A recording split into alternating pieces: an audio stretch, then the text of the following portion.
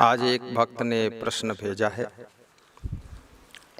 कि गुरुदेव जी, घर में लड़ाई झगड़ा बहुत होता है, इसके लिए क्या करना चाहिए।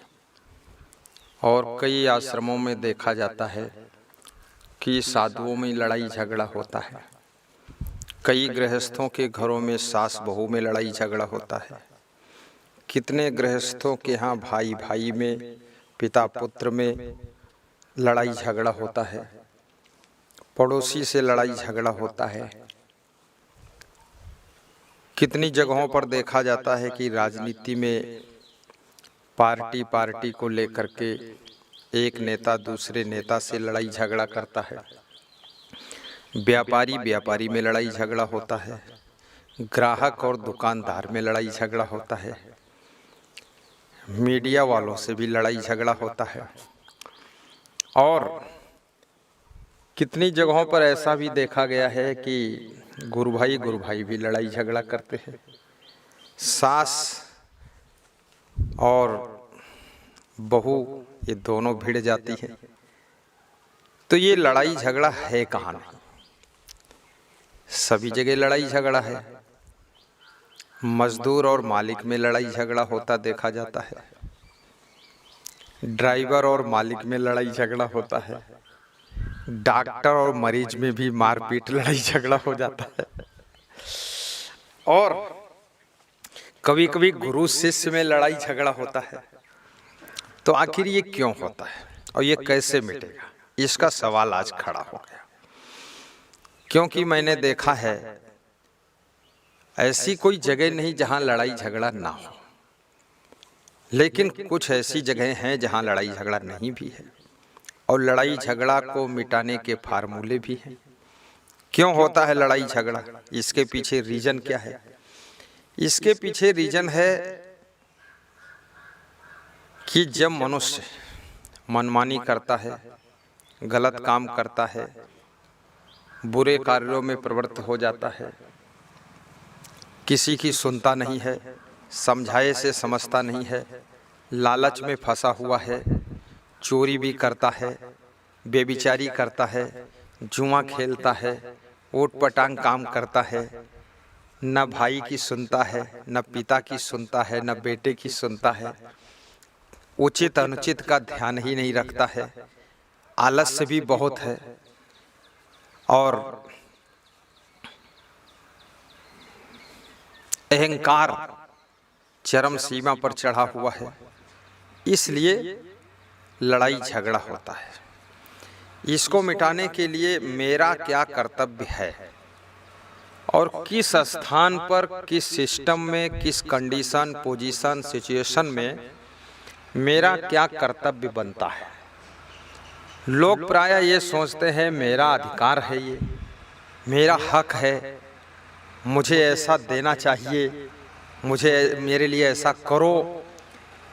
अधिकार के लिए जहाँ लोग सोचते हैं वहाँ लड़ाई झगड़ा जरूर होगा।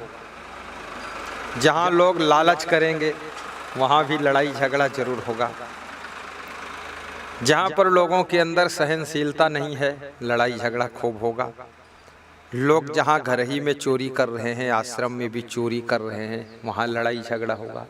जिनके आचरण सही नहीं है, बेविचारी टाइप के हैं, कुकर्मी है, दुष्कर्मी है, उनके घर में, उनके आश्रम में लड़ाई झगड़ा खूब होगा। जो लोग अपने कर्तव्य को याद करते हैं कि मेरा धर्म क्या है और मैं क्या हूँ, मुझे क्या करना चाहिए। मान लिया सपोज आपके पिताजी शराब पीते हैं, आप लोग उनसे नाराज होते हैं, लेकिन अब आप ये सोचिए कि ऐसी कंडीशन में आपका क्या कर्तव्य है। पहली बात तो आप शराब मत पीजिए। पिताजी के शराब पीने की आदत के कारण पूरे घर में कलह कलेश मचा हुआ है। अब उस आदत को तुम मत सीखो। कितने घरों में पिता शराब पीता है और उसको बेटा समझाता था मत पियो पिताजी, 2-3 साल बाद वो बेटा भी पीने लगा, तो आप भी उसी राह पर चले गए। अब झगड़ा और बढ़ेगा। और यदि आपके घर में झगड़ा होता है, शराब पीना छोड़ दो, गुस्सा करना छोड़ दो, गम खाना सीख लो, सहनशीलता सीख लो, पक्ष पत्नी का सही है कि पति का सही है, सासू का सही है कि बहू का पक्ष सही है, सही की बात नहीं है। यहाँ बात ये है, गम खाना पड़ता है सही पक्ष वालों को भी। देखिए भगवान श्री राम ने कितना गम खाया। जब सोने के मृग को सीता जी ने देखा तो सीता जी ने कहा कि हे राम, इस सोने के मृग को आप लेकर के आओ। तो राम जी ने कुछ तर्क नहीं किया, हालांकि वो जानते थे सोने का मृग नहीं हो सकता है, हड्डी मांस के पुतले का ही मृग होता है, ये मायावी मृग है। लेकिन सीता जी से उन्होंने तर्क नहीं किया। लक्ष्मण ने तर्क किया कि मेरे अग्रज भ्राता, इसमें कुछ हमें मायावी चाल दिख रही है, कुछ हमें गड़बड़ दिखाई दे रहा है, इसलिए थोड़ा विचार कर लिया जाए। तो सीता जी ने कहा तुम हर काम में अड़ंगा डालते हो। राम जी बोले हम सोने के मृग को ले आते हैं। लक्ष्मण ने कहा मैं साथ में चलता हूँ। राम ने कहा तुम यहाँ सीता की रक्षा करो, अन्यथा हम तुम दोनों चले जाएंगे, सीता अकेली रह जाएंगी तो शूर्पणखा आएगी तो सीता जी को खा जाएगी, मार डालेगी, इसलिए तुम इनकी रक्षा करो। राम चले गए। उस मायावी मृग को उन्होंने बाण मारा। वो मृग हा लक्ष्मण की आवाज करता है। उस ध्वनि को सुनकर के सीता जी सोचती हैं कि मेरे राम संकट में हैं। तो उन्होंने लक्ष्मण से कहा तुम जाओ राम की रक्षा करो। लक्ष्मण ने कहा कि राम ने कहा कि सीता की रक्षा करो।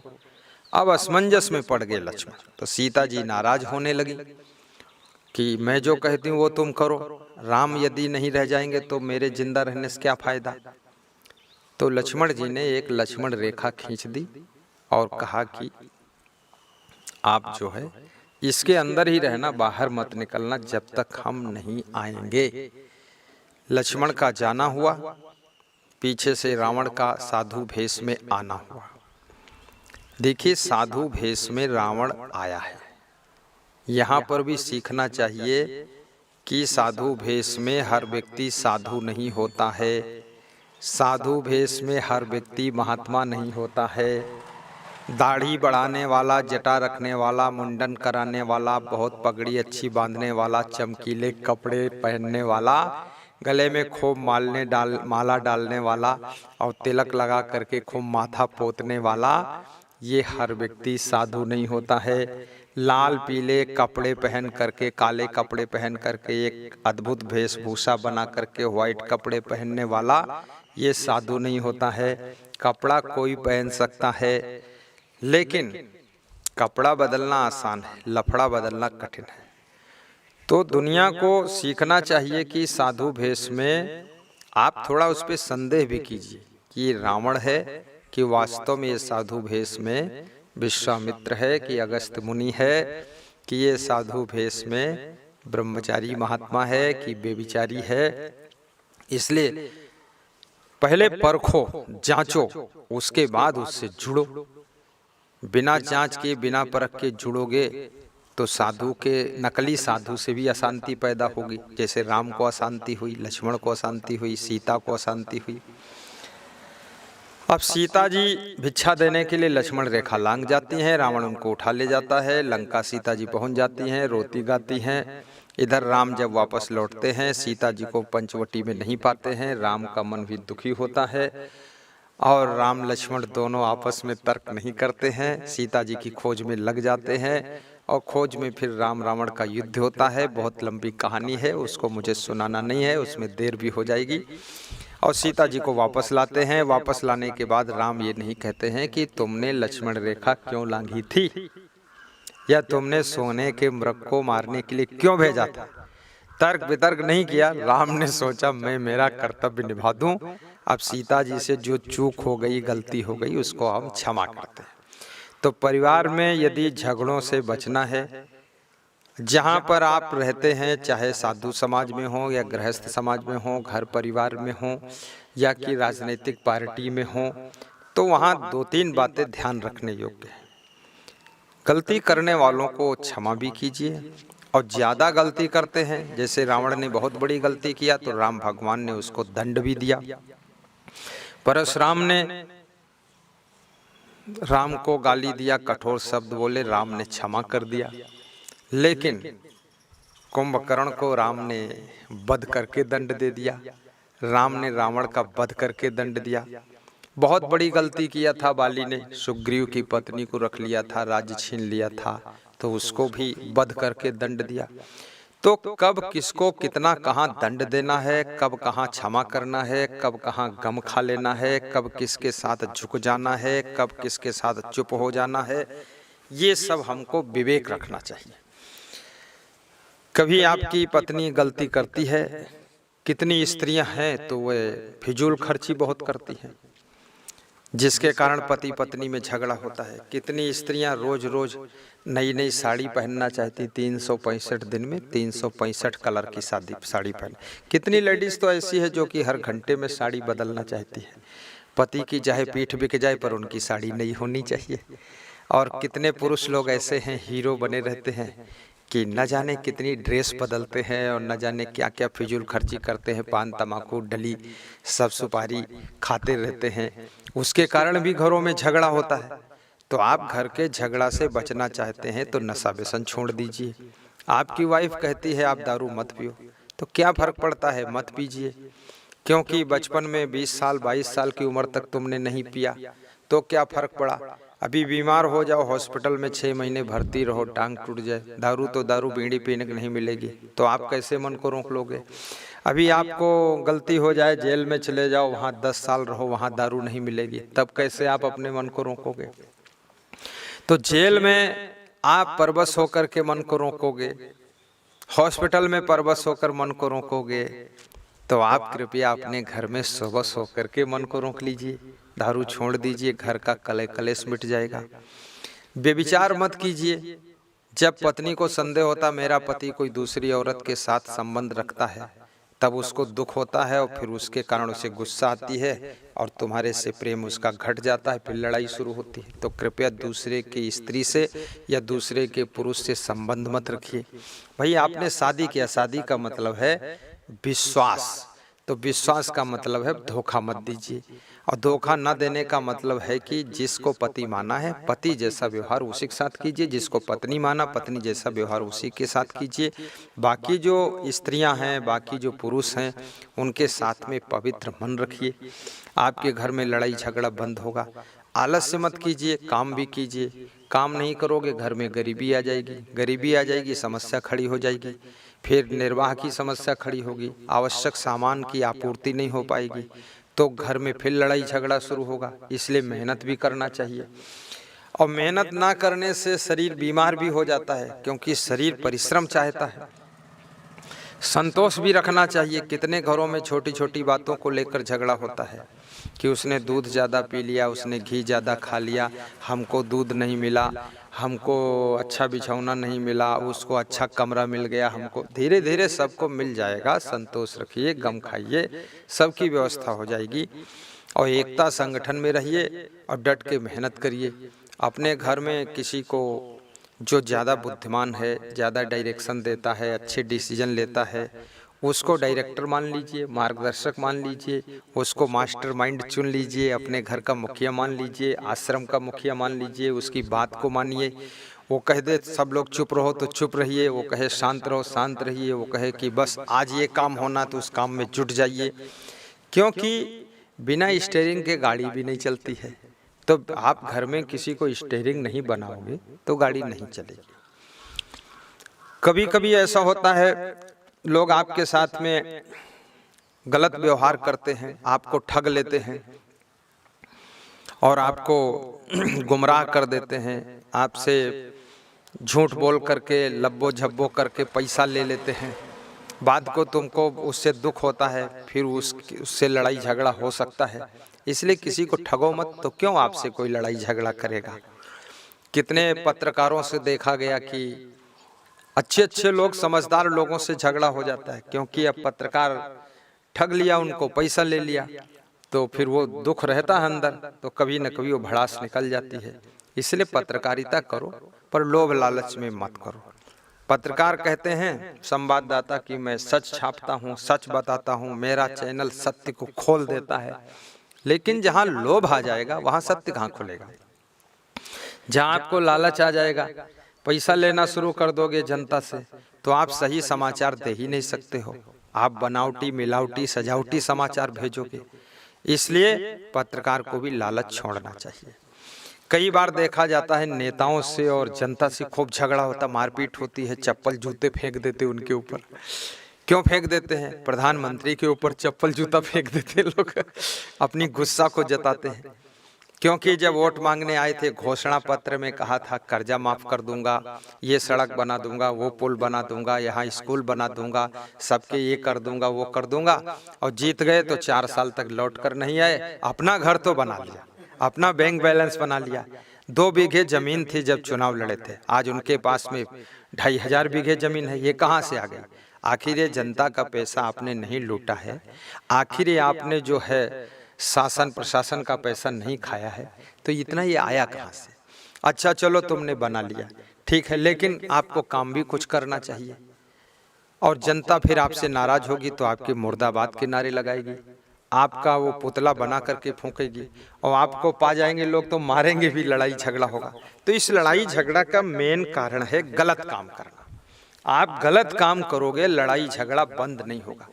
कितने साधुओं में मैंने देखा, आश्रमों में देखा, वहां लड़ाई झगड़ा होता है, साधु साधु भिड़ जाता है, छोटी छोटी बात में भिड़ जाता है। क्यों भिड़ जाता है?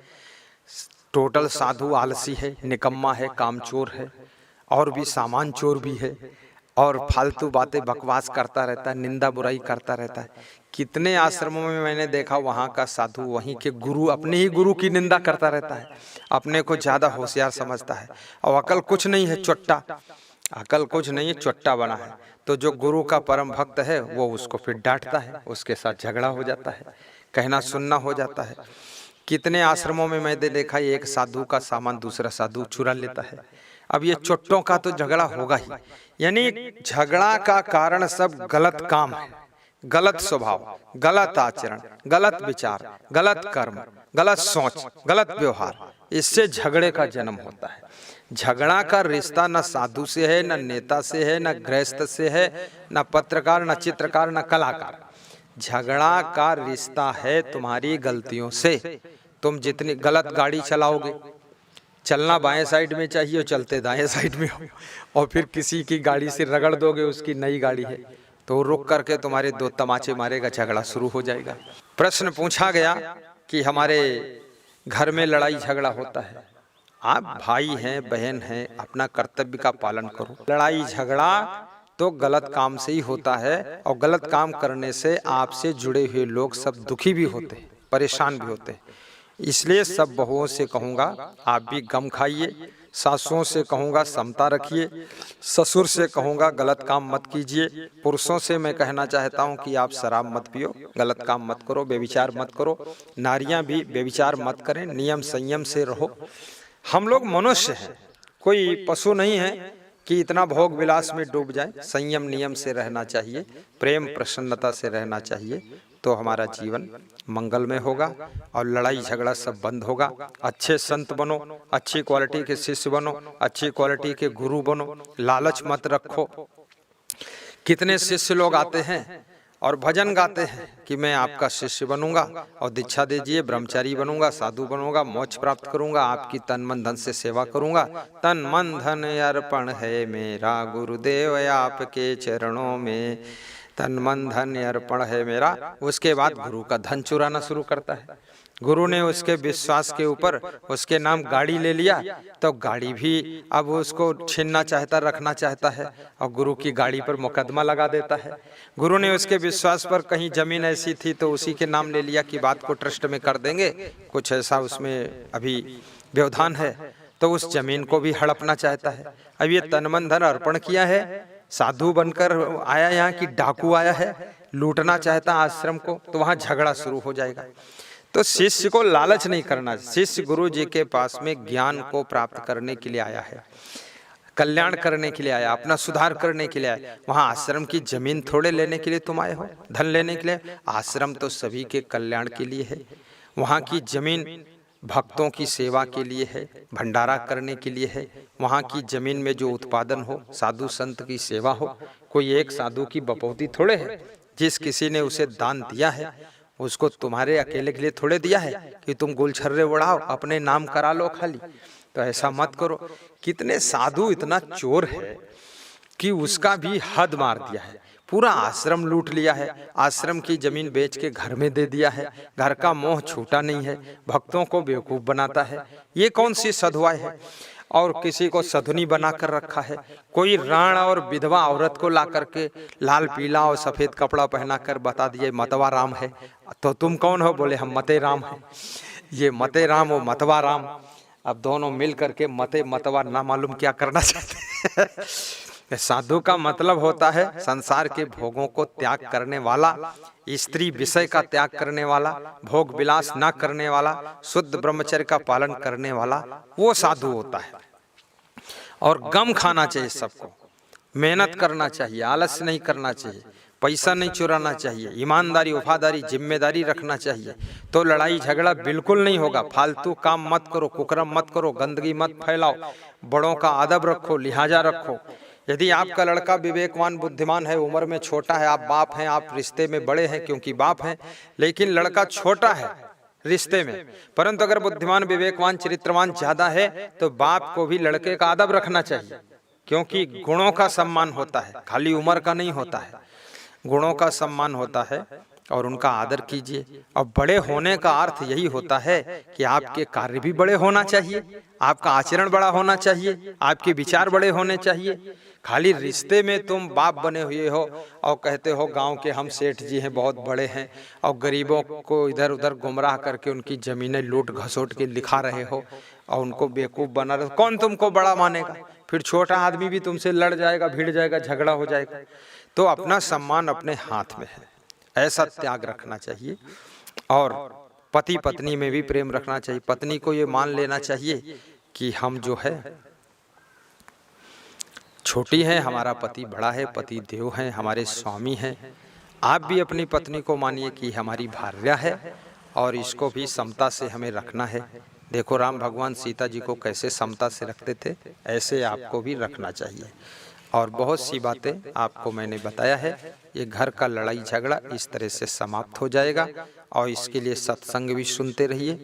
प्रवचन जितना ज़्यादा सुनोगे घर का लड़ाई झगड़ा खत्म होगा। आपस में प्रेम जितना ज़्यादा बढ़ाओगे, 2.5 अक्षर प्रेम का पढ़े सो पंडित होए, तो उतना ही ज़्यादा तुम्हारे घर में शांति रहेगी। और शांति कहीं पैसे से नहीं मिलती है, सुख पैसे से नहीं मिलता है, ये सब समझदारी से, सदाचरण से और ज्ञान को प्राप्त करने से ही मिलता है। आज हमारे पास में एक भक्त का प्रश्न आया है। पहला प्रश्न है कि हे गुरुदेव, आपका आश्रम कहाँ कहाँ पर है?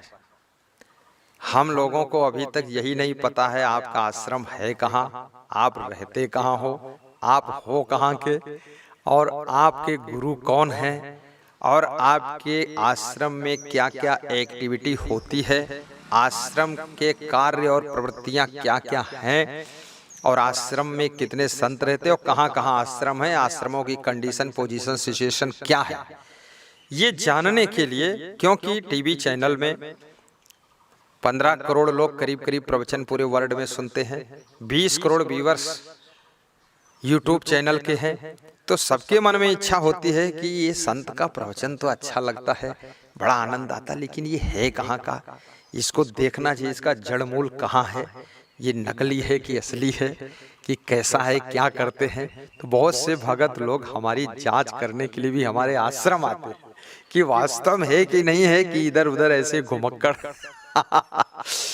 तो आज मैं आश्रमों का परिचय भी आपको दे दूंगा। हमारा आश्रम, मेन आश्रम तपोभूमि विश्व कल्याण आश्रम, डिस्ट्रिक्ट लखीमपुर खीरी, ग्राम मुस्तफाबाद, उत्तर प्रदेश नेपाल बॉर्डर, लखनऊ मंडल में है। और जो आश्रम लखीमपुर खीरी जिले से, सिटी से 21 किलोमीटर पश्चिम की दिशा में है, वहां से 4 किलोमीटर पश्चिम दिशा में अलीगंज नाम का एक कस्बा है, 16 किलोमीटर वहाँ से दूर गोला गोकर्ण नाथ, जहाँ पर शिव जी का मंदिर है, एशिया की सबसे बड़ी शुगर फैक्ट्री है, वहाँ पर मेरा आश्रम है। और हमारे आश्रम की जलवायु शीत जलवायु है, वहाँ ठंडी ज़्यादा रहती है, 6-7 महीने ठंडी रहती है और 5 महीने तक वर्षा भी समझो रहती है। गर्मी के 2-3 महीने ही होते हैं। और साथ में वहाँ वाटर लेवल भी बहुत अच्छा है। उस आश्रम में 5 फीट गहरा गड्ढा खोदिए पानी निकल आता है, 20 फीट पे बोर सक्सेस हो जाता है। वहाँ पथरीली ज़मीन नहीं है, बहुत अच्छी मिट्टी है, लगभग काली मिट्टी है, कुछ दोमट मिट्टी है। प्रायः किसान लोग गन्ने की खेती करते हैं। आश्रम में थोड़ा कृषि भी होती है। आश्रम में गौशाला है, गायों की सेवा होती है, दुग्ध उत्पादन भी होता है। आश्रम में पेड़ पौधे वृक्ष फलदार भी लगाए गए हैं, जिनमें बहुत अच्छे अच्छे फल भी आते हैं। आश्रम में सब्जी भी उगाई जाती है, जिससे संत महात्मा आने वाले भक्तों के लिए सब्जी का इंतजाम आश्रम से भी हो जाता है। आश्रम में निरंतर भंडारा चलता रहता है, निःशुल्क भंडारा चलता है। कोई भी कहीं से भी आ जाए, 1 रुपये शुल्क नहीं लिया जाता है। दूध भी वहाँ निःशुल्क पिलाया जाता है, छाछ भी निःशुल्क पिलाई जाती है, बिस्तर रहने का ठिकाना भी निःशुल्क दिया जाता है और सभी के लिए व्यवस्था निःशुल्क रहती है। और वहाँ पर करीब करीब उस संस्था से जुड़े हुए 70 ब्रह्मचारी साधु संत हैं।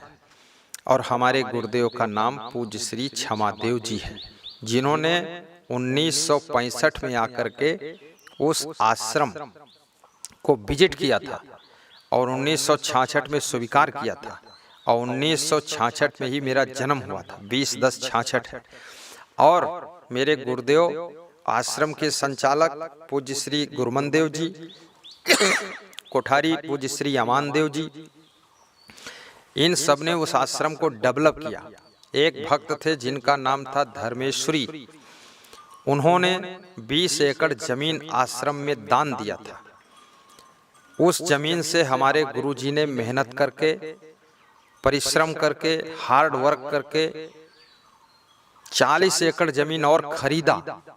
तो आज वो जमीन लगभग 60 एकड़ हो गई है, जिसमें साल में पूरा वर्ष भंडारा चलता रहता है, संतों की सेवा होती रहती है, आने वाले भक्तों की सेवा होती रहती है।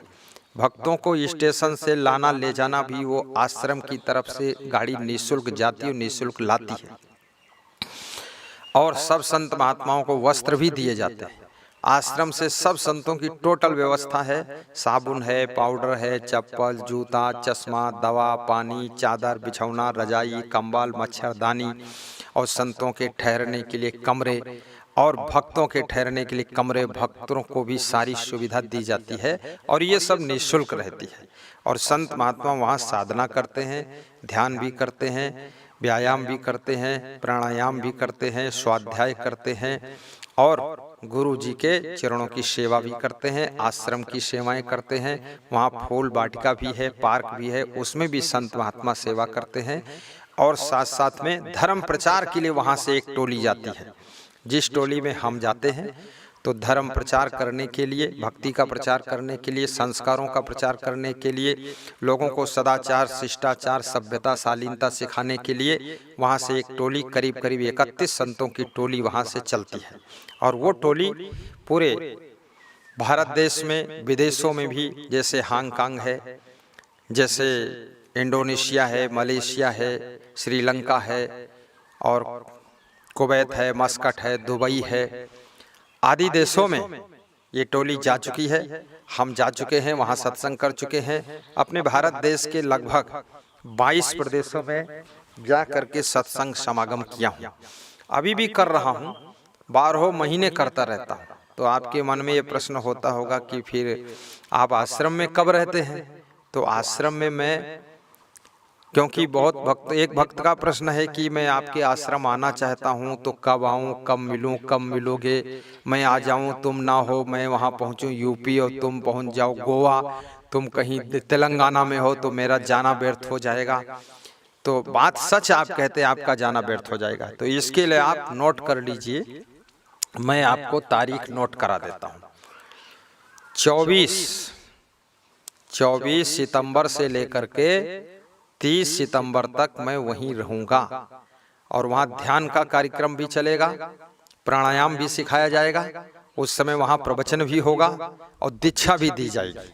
जिनके मन में इच्छा होगी कि दीक्षा लूं तो उनको दीक्षा भी मिलेगी, और वहाँ मेरे गुरु जी का आशीर्वाद भी मिलेगा, और साथ में सभी संत मंडली का दर्शन भी होगा। अधिक से अधिक संत उस समय उपस्थित होंगे, और जो भी भक्त आएंगे उनके लिए वहाँ ठहरने का प्रबंध भी किया जाएगा। और जो भक्त विशेष VIP टाइप के हैं तो वहाँ पास में सिटी है, वहाँ आप लॉज बुकिंग करा सकते हैं। आप वहाँ पर रेस्टोरेंट में भी अपना बुकिंग करा कर रह सकते हैं।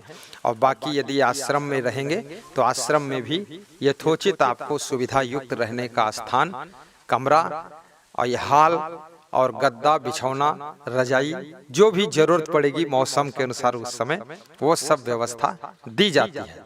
और भोजन का प्रबंध भी आपको वहाँ कराया जाएगा, क्योंकि वहाँ उस समय आश्रम की ओर से भंडारा तो चलता ही है, वो तो हमेशा चलता है।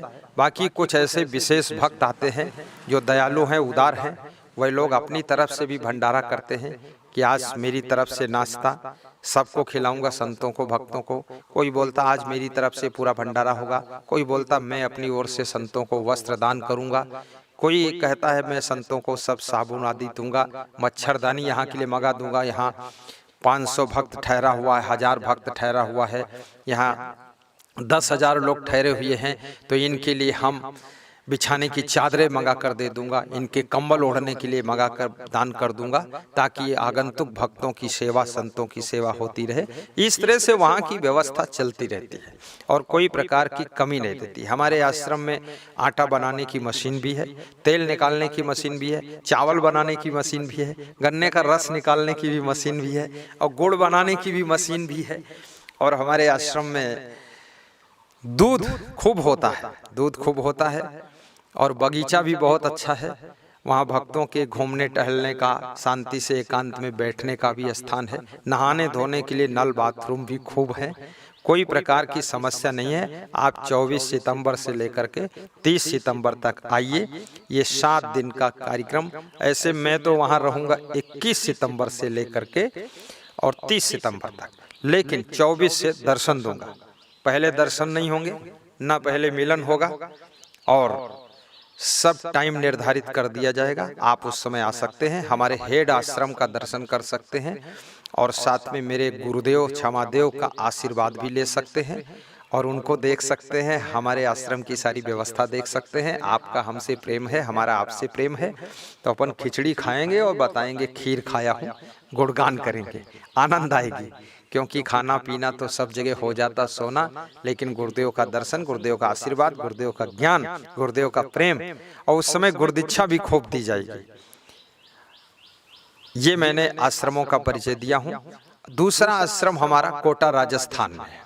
ये कोटा शहर है जो कि एजुकेशन हब है, जहाँ पर हमारा आश्रम कोटा शहर से लगभग 1 किलोमीटर 1.5 किलोमीटर दूर है। ये रावत भाठा रोड पर है। आंवली, रोजड़ी, नया गांव और दौलतगंज, ये 4 गांव के बीच में है, लेकिन वो शहर से जुड़ा हुआ ही है। 4 लेन वहाँ से केवल 1 किलोमीटर है, और खुला विश्वविद्यालय के पास में है, और बहुत अच्छा आश्रम वो भी है, लगभग 14 बीघे में है। वहाँ आंवली गांव, इसलिए आंवला के पेड़ भी वहाँ लगाए गए हैं। और उस आश्रम में भी बड़ी रमणीकता है। 2-3 बोर शासन की ओर से करवाए गए, पानी की व्यवस्था भी अच्छी है। सत्संग के लिए टीन सेट का हाल बहुत बड़ा बना हुआ है। भक्तों के ठहरने के लिए आवास वहाँ कम है, लेकिन फिर भी भक्त लोगों के लिए कुछ न कुछ इंतजाम से हो जाता है। बाकी सिटी पास में है, तो वहाँ किसी भी रेस्टोरेंट में, लॉज में आप अपना कमरा बुक करा करके रह सकते हैं, और 10 मिनट में किसी ऑटो रिक्शा को पकड़ करके आश्रम में आ सकते हैं। उस आश्रम में मैं गुरु पूर्णिमा में मिलता हूँ। गुरु पूर्णिमा का बहुत बड़ा महोत्सव वहाँ मनाया जाता है, जिसमें 20 से 30 हजार नर नारी पूरे भारत देश से, विदेश से भी आते हैं, दर्शन करते हैं, गुरुदीक्षा भी लेते हैं। और गुरुदीक्षा लेने का महत्व गुरु पूर्णिमा के दिन भी बहुत माना जाता है, तो उसमें भी दीक्षा दी जाती है। बाकी और वहाँ के भक्त भी बहुत अच्छे हैं, वो भी प्यारे भक्त हैं। कोई मतलब भक्तों का स्नेह बहुत है। आंवली गांव के रोजड़ी दौलतगंज नया गांव के भक्त लोग दूध भी दे जाते हैं, 10-10 कुंटल दूध दे जाते हैं, उससे खीर भी बनती है, सब भक्तों को खिलाया जाता है। 20,000 भक्तों को नुक्ती बूंदी बनती है। बड़े दानी लोग हैं राजस्थान में भी, बहुत प्रेम है। ऐसे दौड़ कर चले आते जैसे दीपक जलता तो पतंगे भागते हैं, ऐसे आते हैं। तीसरा मेरा आश्रम छत्तीसगढ़ प्रदेश में है, जिसे सदगुरु मानव सेवा असंग आश्रम के नाम से जाना जाता है, जो कि रायपुर राजधानी जो छत्तीसगढ़ की है वहाँ से करीब 5-6 किलोमीटर ही दूर है। संतोषी नगर से रोड जाता है, उसको सेज बहार रोड बोलते हैं। खिलौरा गांव के पास में है और वो आश्रम भी करीब 5-6 एकड़ में है और उसमें भी काफ़ी अच्छा प्रोग्रेस है। और छत्तीसगढ़ के भक्त तो बड़े सरल होते हैं, मेहनती भी होते हैं, वही भी काफ़ी दान पुण्य करते हैं, सेवा करते हैं। वो आश्रम का डेवलप हो रहा है। शासन की ओर से वहाँ करीब करीब 30-40 बाथरूम शौचालय भी बनवाए गए हैं और शासन की पूरी मदद मिलती है। पूर्व मुख्यमंत्री डॉक्टर रमन सिंह ने भी वहाँ बहुत हेल्प किया है और वर्तमान मुख्यमंत्री श्री भूपेश बघेल साहब वो भी इसमें मदद कर रहे हैं। उनका भी बहुत प्रेम है, पर्सनल रूप से गुरुदेव को मुझको जानते हैं। हमारे साथ उनकी बहुत सारी सत्संग चर्चाएं हो चुकी हैं और छत्तीसगढ़ के नेता लोग भी बड़े दानी और संत सेवी हैं, उनको भी मैं शुभकामना करता हूँ। राजस्थान कोटा आश्रम में भी चंद्रकांता मेघवाल जो विधायिका रही हैं, उनका बहुत बड़ा वहाँ योगदान, 50 लाख का योगदान आश्रम में रहा है।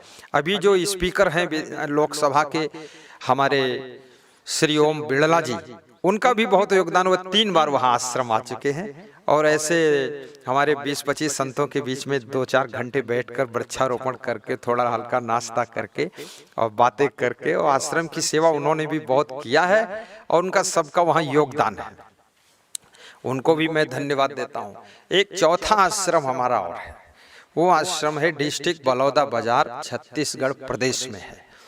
वो आश्रम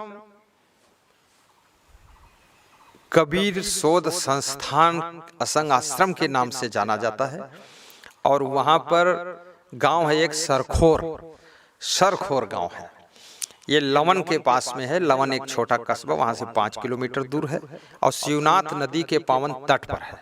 शिवनाथ नदी में 12 महीने जल लहराता रहता है। बड़ी पवित्र नदी है, पथरीली नदी है, गंदा पानी कभी होता नहीं है। उसके तट पर वो आश्रम है। उस आश्रम में भी हमारे संत रहते हैं और वहाँ मैं साल में 1 बार वहाँ भी जाता हूँ, कभी कभी 2 बार जाता हूँ। ये छत्तीसगढ़ में जो रायपुर राजधानी में आश्रम है, यहाँ पर भी हम साल में 2-3 बार चला जाता हूँ। और यहाँ कबीर जयंती के उपलक्ष्य में वहाँ जो हमारे संत महात्मा हैं और छत्तीसगढ़ के भक्त लोग हैं, वो कार्यक्रम करते हैं कबीर जयंती के उपलक्ष्य में। उनकी इच्छा रहती है कि कबीर जयंती यहाँ मनाएंगे, इस उपलक्ष्य में गुरुदेव जी को बुलाएंगे तो आ जाएंगे। तो उस समय मैं वहाँ पहुँच जाता हूँ। तो उसमें करीब करीब 10,000 से लेकर के और 20,000 तक लोग आ जाते हैं। लेकिन वर्षा रहती, कभी कभी वर्षा के कारण लोग एक दिन नहीं आ पाते, दूसरे दिन आ जाते हैं। लेकिन वो भी प्रोग्राम बहुत अच्छा होता है, भक्तों को सबको दर्शन मिल जाता है। उसमें भी दीक्षा दे देते हैं, वहाँ भी दीक्षा का कार्यक्रम चलता है। और बाकी ये 4 आश्रम मेन अपने हैं।